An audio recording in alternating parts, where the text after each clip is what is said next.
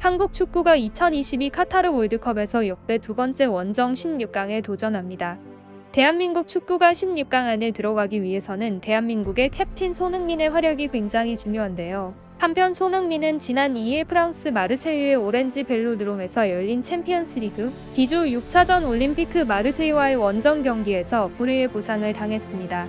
손흥민이 전반 23분 하프라인 부근에서 마르세유의 수비수인 은벤바와 공중볼 경합 도중에 상대 어깨에 눈 부위를 맞으며 그라운드 위에 쓰러졌습니다. 안월골절로 인해 월드컵 이전까지의 경기에 출전하지 못한 손흥민은 부상으로 월드컵에 출전하지 못하는 듯 싶었습니다. 그러나 그는 SNS를 통해 월드컵에서 우리나라를 위해 뛰는 것은 많은 아이들이 축구 선수로 성장하면서 꿈꾸는 일입니다. 저 또한 그 꿈을 지금까지 변함없이 가지고 있습니다. 라며 단 1%의 가능성만 있다면 그 가능성을 보며 얼마 남지 않은 시간 동안 앞만 보며 달려가겠습니다. 아름다운 우리나라의 월드컵 대표 선수가 되기 위해라며 월드컵 출전 의지를 다졌습니다. 이런 손흥민의 SNS가 전해지자 많은 축구 팬들은 안도와 함께 더 많은 응원을 보내고 있습니다. 해외 축구 매체들도 손흥민의 월드컵 출전 소식을 듣자 흥분을 가라앉히지 못하고 있습니다. 챔피언스리그 공식 SNS와 영국의 스카이 스포츠, 더선 등 유럽 축구의 정통한 언론들은 손흥민을 언급하면서 월드컵 출전을 확신하였습니다. 그야말로 전 세계적인 인기를 끌고 있는 손흥민이 한 번 더 세계의 관심을 받게 된 것입니다. 손흥민은 월드컵에 출전하더라도 안전을 위해 마스크를 착용할 예정입니다. 이에 손흥민은 지난 2년여 시간 동안 여러분들이 참고 견디며 써오신 마스크를 생각하면 월드컵 경기에서 쓰게 될 저의 마스크는 아무것도 아닐 것입니다 라고 전하여 팬들에게 감동을 선사하였습니다.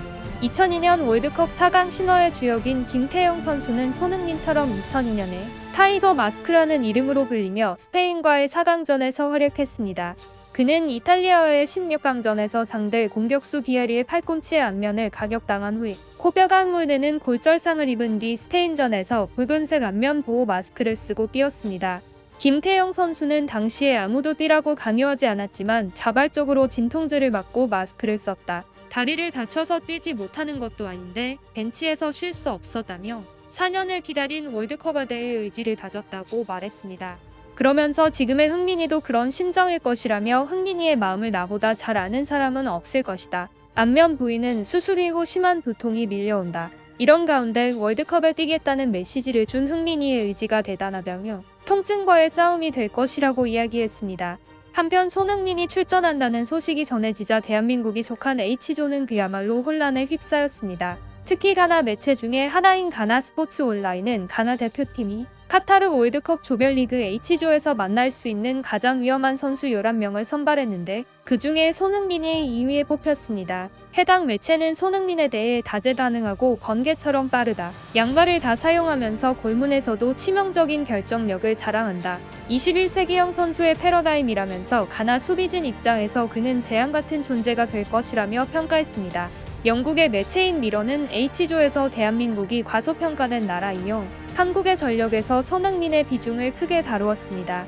미러는 손흥민은 4군데 안월골절 부상을 입었지만 그럼에도 한국 대표팀에 합류한다. 손흥민 이외에 주목할 만한 선수는 나폴리의 김민재와 울버햄튼 공격수 황희찬이다라며 손흥민이 있다면 무엇이든 가능하다. 며 대한민국 대표팀을 평가했습니다. 또한 영국의 매체 인디펜던트 또한 한국은 16강에 오를 가능성이 높다. 한국이 첫 경기에서 우루과이에 패하지 않는다면 조 1위로 16강에 갈 수도 있고 8강까지도 가능하다라고 말했습니다. 다만 그 기사가 나올 시기에는 손흥민이 부상을 당하기 이전이었습니다.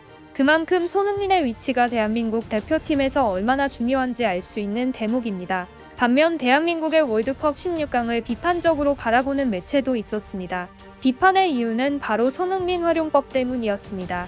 로이터 통신은 H조를 분석하며 한국은 10회 연속 월드컵 본선에 오르며 아시아 국가 가운데 최다 진출을 기록했다. 하지만 파울루 벤투 감독이 공격에 큰 재능이 있는 손흥민을 보유하고도 창의성이 부족한 문제를 해결할 수 있는지는 의문이다. 라며 벤투 감독에 대한 의문점을 드러냈습니다. 해외 언론 입장에서도 발롱도르 11위에 오른 손흥민을 보유하고도 좋은 경기력을 보여주지 못한 벤투 감독을 긍정적으로 바라보지 못하는 것입니다. 대한민국 대표팀의 성적은 손흥민의 출전 여부에 달려있다고 해도 과언이 아닙니다. 또한 손흥민의 활약 여부도 아주 큽니다. 손흥민이 건재하고 제 실력만 보인다면 대한민국은 충분히 월드컵에서 기회를 잡을 수 있고 역대급 성적도 노릴 수 있습니다. 수비에서는 나폴리의 김민재, 미드필더에서는 마요르카의 이강인이 있기 때문입니다. 대한민국은 역대급 멤버 구성이라는 말이 있습니다. 반드시 이런 좋은 멤버들을 잘 활용하여 벤투 감독이 좋은 성적을 내길 바랍니다.